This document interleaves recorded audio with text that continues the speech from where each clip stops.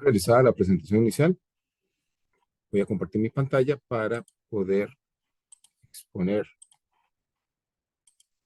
a través de una herramienta de Google Colab para poder ver un poco también de código de cómo funcionan estos modelos o grandes modelos de procesamiento de lenguaje natural. Ahí en el link, tal vez la prueba podamos compartir el acceso a este documento. Es un documento de Jupyter Notebook hecho con Python, pero se puede acceder mediante una herramienta de Google Colab para aquellos que quieran ver un poco los aspectos de codificación y cómo es que funciona. Sin embargo, eso va a ser una parte de la presentación. Vamos a ver la parte inicial. De entrada, ahí están mis datos, está mi sitio web, por si acaso quieren darse una vueltita. Expongo sobre distintos temas, tanto de inteligencia artificial, blockchain, criptomonedas, temas interesantes de tecnología que por lo menos me gusta investigar un poco.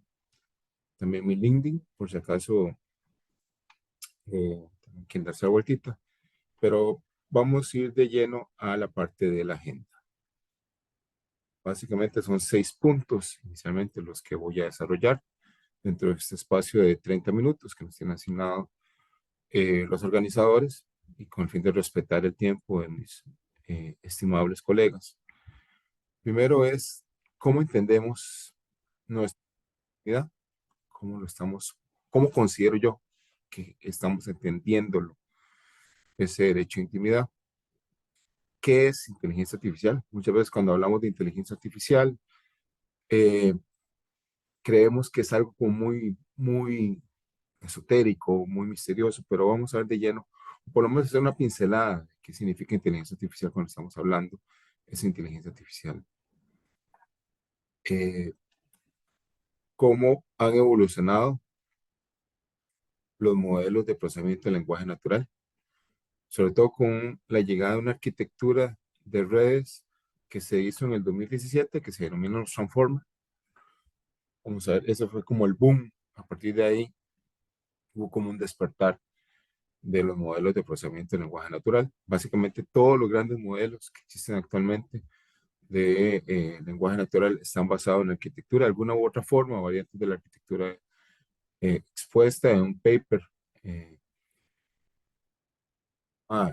Todo lo que ocupa es atención, donde investigadores de Google, junto con una universidad en Canadá, expusieron esa arquitectura, nueva arquitectura en redes para procesamiento de lenguaje natural. ¿Cómo se puede utilizar? Que básicamente es el corazón de la presentación. ¿Cómo podemos utilizar los grandes modelos de lenguaje natural? Que existen bastantes, existen varios. GPT es solamente uno de ellos. ¿Cómo podemos utilizar toda esa potencia que dan esos modelos para un proceso de despersonalización automatizado?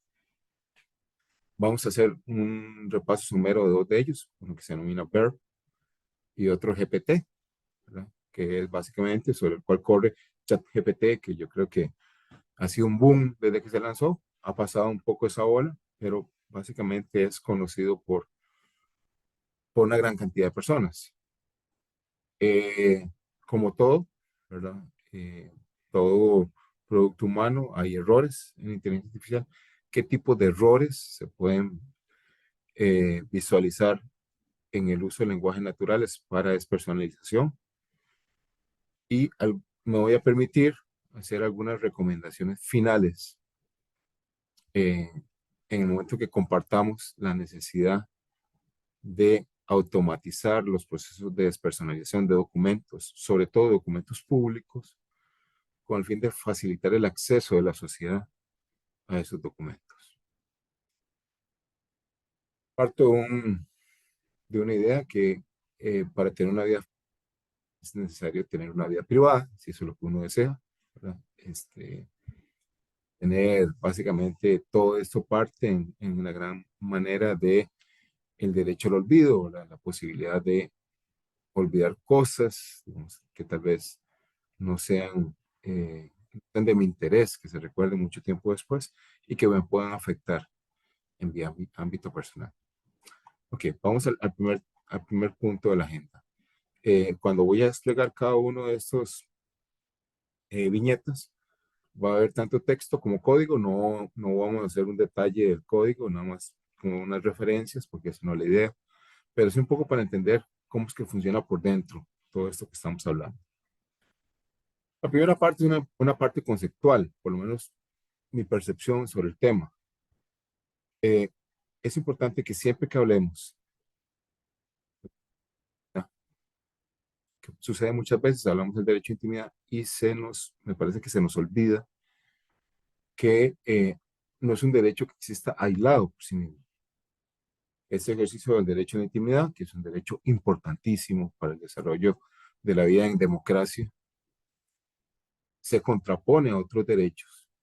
Por ejemplo, de acceso a información pública, en el caso de documentos públicos, que también es un pilar de las democracias, ¿no?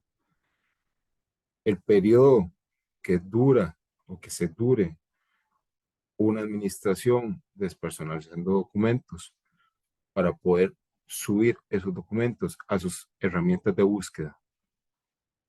Es un periodo en el cual la sociedad no va a tener acceso a la información contenida en esos documentos, y lo que podría resultar más preocupante, si hay actores muy específicos, básicamente, pensemos en el caso de una sentencia judicial, el juez que resolvió, los abogados que vieron ese asunto, las partes que sí van a tener información sobre cómo se resuelve un tema, de un momento que no necesariamente esté en los buscadores que se ofrecen a la sociedad, porque está en un proceso de despersonalización manual. No existe en nuestro ordenamiento jurídico una regulación detallada sobre la obligación. Puede existir regulaciones sobre qué es información pública y qué no es información pública, pero no existe una obligación de cómo tengo que exponer como institución pública esa información de interés público a la sociedad. Cuándo tiene que subirse a los buscadores, qué tipo de búsquedas tengo que ofrecer a la sociedad. Eso no lo tenemos regulado. Pues vemos que no es un derecho aislado, sino que hay una contraposición de derechos. Y de ahí parte la necesidad de, para poder lograr un equilibrio, utilizar mecanismos automatizados de despersonalización. El derecho de despersonalización tampoco es un derecho consolidado actualmente. Todavía no tenemos un estado de arte tecnológico, por ejemplo, el desarrollo de una identidad digital autosoberana, que es algo con lo cual se está desarrollando a través de smart contracts y de blockchain, pero es algo que todavía está en el mundo conceptual, no es algo con lo cual podemos tener acceso a la mayoría de la sociedad. Entonces, no es un derecho que esté consolidado tecnológicamente. Y su marco de tratamiento, ese tema de despersonalización y todo lo que es el ejercicio del derecho al olvido, es un marco de tratamiento que está en creación. Y por estar en creación, es interesante porque podemos ubicar contradicciones. Vamos a ver, por ejemplo, el caso Costeja, que es un caso emblemático en la Unión Europea, donde el Tribunal Europeo condenó a Google porque un señor, Google indexaba, indexó un periódico español donde el señor se le embargaban bienes por una deuda de seguridad social.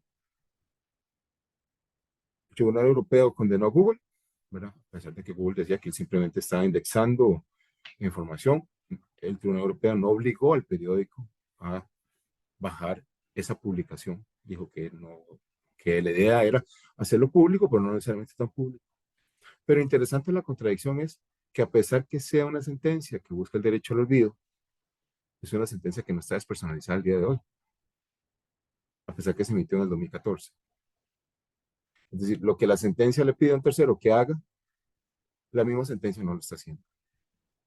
Entonces, es un tema interesante porque se pueden ver ciertas contradicciones, porque no hay hay un marco que todavía está en desarrollo, me parece a mí. ese es el punto de vista conceptual para poder justificar todo lo demás que viene en la presentación. Y ahora vamos a ver un poco lo que es o lo que es, podríamos entender como es inteligencia artificial y lo que es aprendizaje automático y aprendizaje profundo. Ok, podríamos resumir, y aquí puedo incurrir en una simplificación demasiado burda, que todo el esquema de desarrollo de inteligencia artificial parte básicamente de operaciones estadísticas o operaciones matemáticas, por ejemplo, como algo como es la regresión lineal. Regresión lineal, si quiere, es, pongámoslo en la forma más sencilla, cómo pueden estar relacionadas matemáticamente dos variables. En este caso, el precio y el tamaño del inmueble. Entonces podemos ver aquí que conforme aumenta el tamaño del inmueble, que es la variable que clasificar, cómo aumenta el precio producto de ese tamaño. Obviamente hay una tendencia, hay una correlación que incrementa ambas variables, ¿verdad? Hay una correlación positiva, digamos.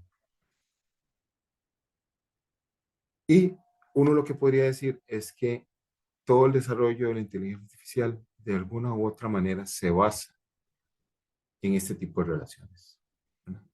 Lo que sucede en una red neuronal, una red de inteligencia artificial, en cada neurona, podría decirse que es básicamente, eh, simplificándolo burdamente, y posiblemente cometiendo muchos errores, en cada una de las neuronas lo que se hace es una pequeña correlación no lineal, porque se genera, se agrega una función de activación, si no tuviéramos solamente relaciones lineales, pero básicamente lo que busca es la correlación que exista entre distintas variables. Uh-huh. Me encantaría poder profundizar un poco más en el tema de redes neuronales, pero vamos a ver, echar un vistazo nada más. Ok, eso es una herramienta que es interesante porque permite entender cómo es que funciona una red neuronal, por lo menos un vistazo básico. Entonces, esto es una red neuronal, básicamente es una visión lógica de qué es una red neuronal. La red neuronal es, a grandes rasgos, lo que está detrás de las grandes inteligencias artificiales que escuchamos en los periódicos. Básicamente tenemos capas con neuronas. Estas neuronas son operaciones matemáticas que se hacen de una forma delimitada y que tratan de llegar a un resultado. En este caso, podemos ver cómo estas neuronas están tratando de generar un modelo que pueda clasificar y separar los puntos anaranjados de los puntos azules. Eh, Podemos ponerla a correr y entonces lo que va a hacer el modelo es tratar de encontrar cuáles neuronas tienen que actuar de determinada manera, cuáles tienen que apagarse, cuáles tienen que encenderse para poder generar ese modelo. ¿Okay? Hay, eh, hay elementos que se llaman los hiperparámetros, que son los que están aquí arriba, como la cantidad de capas, la cantidad de neuronas, la función de activación, que eso lo define la persona o el ser humano que está entrenando la red neuronal, porque son redes que se entrenan. Pero hay una serie de elementos o de números, por ejemplo, los pesos, que lo que se hace es una multiplicación de números, esos pesos o el sesgo, el mismo algoritmo tiene procesos para corregir sus errores e ir ajustando esos pesos. Pues después de que los entrenamos con una cantidad de datos, porque los datos se separan en datos de entrenamiento y datos de prueba, después de entrenarlo n cantidad de veces, se pueden en algunas ocasiones, en la mayoría, ubicar ciertos modelos que puedan responder a ciertos problemas de los cuales quiero buscar solución. En el fondo, esto es, se corre en los grandes modelos de inteligencia artificiales. Hay una serie de redes neuronales muchísimo más complejas, son millones de parámetros. Pero esta es una idea de lo que podemos encontrar por debajo, digamos, corriendo entre las redes neuronales.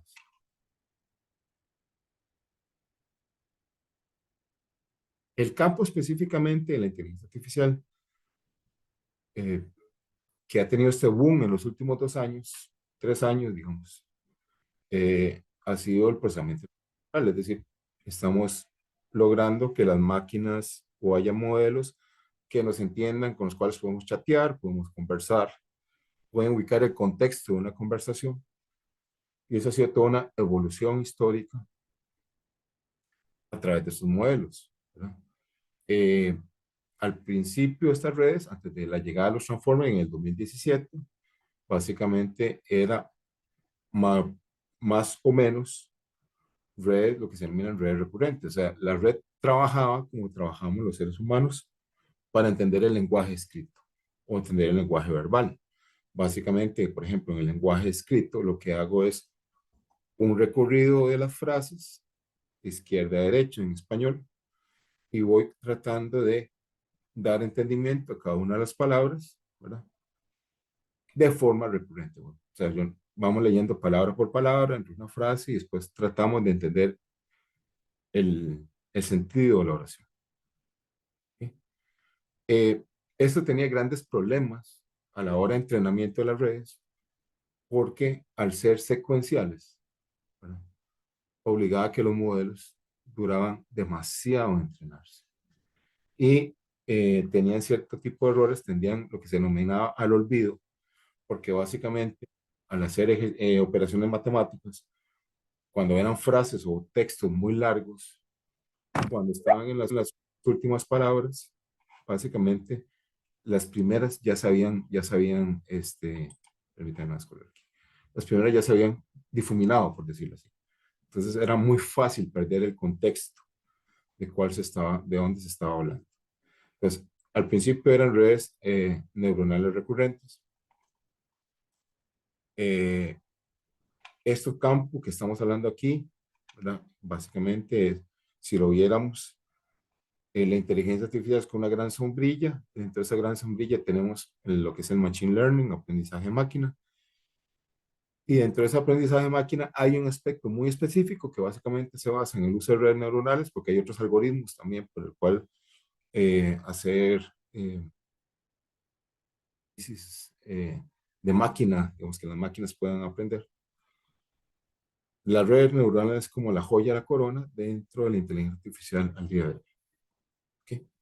Entonces, lo primero fueron las redes recurrentes, después esas redes se fueron haciendo más complejas con el fin de atender, digamos, los problemas que hemos tenido, que les comentaba, del olvido generalmente, cómo podían mantener, digamos, el contexto de una frase. Es importante tener claro que las redes neuronales hacen operaciones matemáticas, entonces por lo tanto no pueden trabajar con palabras.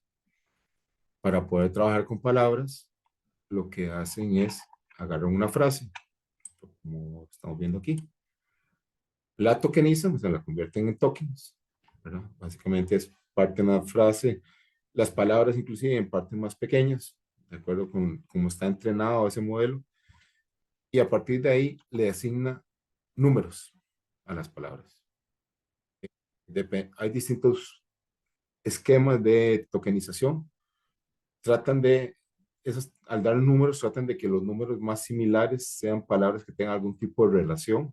Bueno, por ejemplo, perro y gato son, si se quiere, tokens o números que deberían estar más cerca que avión, por ejemplo, ¿verdad? Y avión debería estar más cerca de vehículo que de persona, ¿verdad? Porque tienen una cercanía lógica mayor. Okay. En el 2017 surge este paper, ¿verdad? Que se denomina Atención es todo lo que necesitas. Da una nueva arquitectura a las redes de lenguaje natural y básicamente se dice que en el 2017 llega nuestra forma.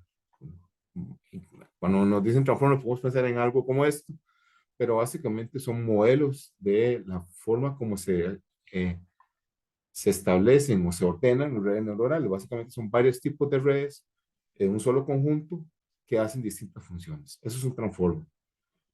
Y que permite algo muy importante, y por eso se ha dado la explosión en modelos de lenguaje natural, aparte de que ya permiten tener mejor el contexto en la conversación. Por eso que cuando usted habla con ChatGPT, usted le pide algo y después, como 5 preguntas después, puede volver a mencionar lo primero que estaba preguntando y no necesariamente pierde el contexto de lo que se está hablando.